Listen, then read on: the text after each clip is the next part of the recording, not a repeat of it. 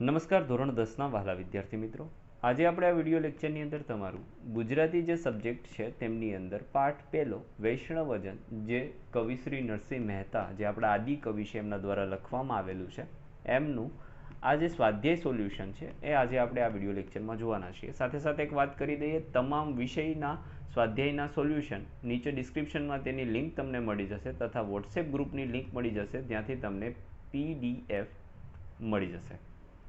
ચાલો તો જોઈએ પ્રશ્ન નંબર પહેલો. વિકલ્પમાંથી સાચો વિકલ્પ પસંદ કરવાનો છે, જેમાં પહેલું નીચેનામાંથી કઈ બાબત વૈષ્ણવજનને લાગુ પડતી નથી, તેમાં આવશે અભિમાની હોય. આ લાગુ ના પડે, બાકી બધું લાગુ પડશે. વાંચ કાંચ મન નિર્મળ રાખે એટલે શું? તો કે વાણી ચરિત્ર અને મનને સ્થિર રાખે. પ્રશ્ન નંબર બીજો, એક એક વાક્યમાં ઉત્તર આપવાના છે, જેમાં પહેલું સકળ તીરથ તેમના તન મારે. તો આ પંક્તિનો અર્થ શું થાય? તો કવિ વૈષ્ણવજનને સકળ તીરથ સ્વરૂપ કહે છે, કારણ કે આ વૈષ્ણવજન નિર્મોહી, હૃદયથી વૈરાગી તેમજ લોભ કે ચડકપટ વિનાનો હોય છે. તેણે કામ ક્રોધ પર વિજય પ્રાપ્ત કર્યો હોય છે. તેનું ચિત્ત હંમેશા રામના નામની ધૂનમાં લીન હોય છે. બીજું, મોહ માયા કોને સ્પર્શી શકતા નથી? તો મોહ માયા વૈષ્ણવજનને સ્પર્શી શકતા નથી. પ્રશ્ન નંબર 3, નીચેના પ્રશ્નોના 2-3 લીટીમાં આન્સર આપવાના છે, જેમાં પહેલું કોના દર્શન કરવાથી 71 પેઢી તરી જાય છે? તો એમાં જવાબ આવશે જે વૈષ્ણવજન મોહ માયાથી પર હોય, જેના અંતરમાં દ્રઢ વૈરાગ્ય હોય, જેનામાં લોભ કે છળકપટ ન હોય, જેણે કામ ક્રોધ પર વિજય પ્રાપ્ત કર્યો હોય, જેનું ચિત્ત હંમેશા રામના નામની ધૂનમાં જ લીન રહેતું હોય, એવા તીર્થ સ્વરૂપ વૈષ્ણવજનના દર્શન કરવાથી દર્શન કરનારની 71 પેઢીને સુખ મળે છે, એટલે કે તરી જાય છે.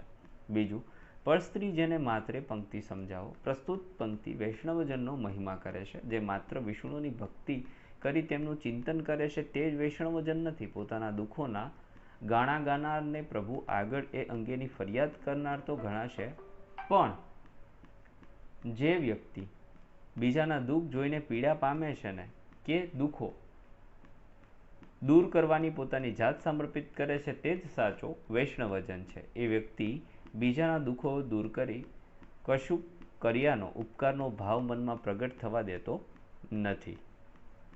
અને દરેક સ્ત્રી તેમના માટે માતા તથા બહેન સમાન છે. કોઈ સામે તે કુદ્રષ્ટિ કરતો નથી. આવું ભાવાર્થ થશે. ચોથું, નીચેના પ્રશ્નોના 7-8 લીટીમાં જવાબ આપો. તો એમાં નરસિંહ મહેતા વૈષ્ણવજનના કયા કયા લક્ષણો જણાવે છે? તમારા શબ્દમાં લખો.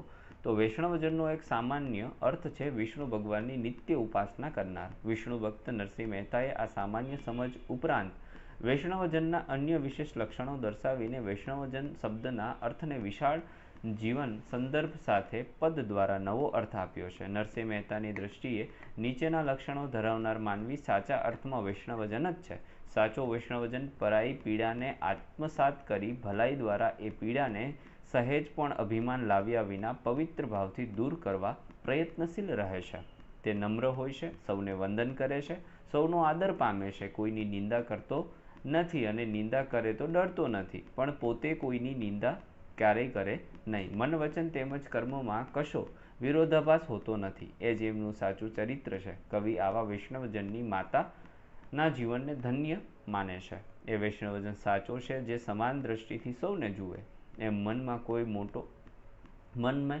કોઈ ખોટ રાખતો નથી, કોઈ નાનો કે કોઈ મોટો આવો ભાવ પણ રાખતો નથી. જે ઈચ્છા કે કામના સૌને દુઃખી કરે છે એનો તેણે ત્યાગ કર્યો છે. પર સ્ત્રીને માતા સમાન ગણી છે. સાચું બોલે છે, સાચું જીવે છે, સાચાને સાથ આપે છે, મહેનતનું ખાય છે, બીજાની મહેનતનું પારખું ધન એને માટે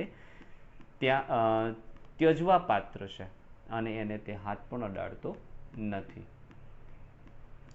ત્યાર પછી એને મોહ માયા સ્પર્શતા નથી, એથી એ પર હોય છે. એનું જીવન એકદમ ધન્ય હોય છે. અંતરમાં દ્રઢ વૈરાગ્ય હોય છે. ચિત્ત રામ નામની ધૂનમાં તન્મય હોય છે. નિર્લોભી, નિષ્કપટી અને નિર્મળ હોય છે. કામ ક્રોધ ઉપર એનો કાબુ રહેલો હોય છે. કાવ્ય પંક્તિ સમજાવવાની છે. પ્રશ્ન 5માં, વૈષ્ણવજન તો તેને રે કહીએ જે પીડ પરાઈ જાણે રે, પર દુઃખે ઉપકાર કરે તોય મન અભિમાન ન આણે રે. આ પંક્તિઓ એટલી સુંદર છે કે ગાંધી બાપુને પણ ખૂબ પ્રિય હતી. પ્રસ્તુત પંક્તિ વૈષ્ણવજનનો મહિમા કરે છે. જે માત્ર વિષ્ણુ ભગવાનની ભક્તિ કરી તેમનું ચિંતન કરે તે જ વૈષ્ણવજન નથી. પોતાના દુઃખોના ગાણા ગાનાર ને પ્રભુ આગળ એ અંગેની ફરિયાદ કરનાર તો ઘણા છે, પણ જે વ્યક્તિનું હૃદય બીજાના દુઃખ જોઈ અને પીડા પામે અને કે એ દુઃખો દૂર કરવામાં પોતાની જાત સમર્પિત કરે તે જ સાચો વૈષ્ણવજન છે. એ વ્યક્તિ બીજાના દુઃખો દૂર કરી કશું કર્યાનો ઉપકારનો ભાવ મનમાં પ્રગટ થવા દેતો નથી, અભિમાન કરતો નથી. તો મિત્રો, આ હતું સંપૂર્ણ આપણા પાઠનું સ્વાધ્યાય solution. Thank you very much. ફરી મળીશું નેક્સ્ટ વિડીયો લેક્ચરમાં. ત્યાં સુધી આવજો. જય હિન્દ, જય ભારત.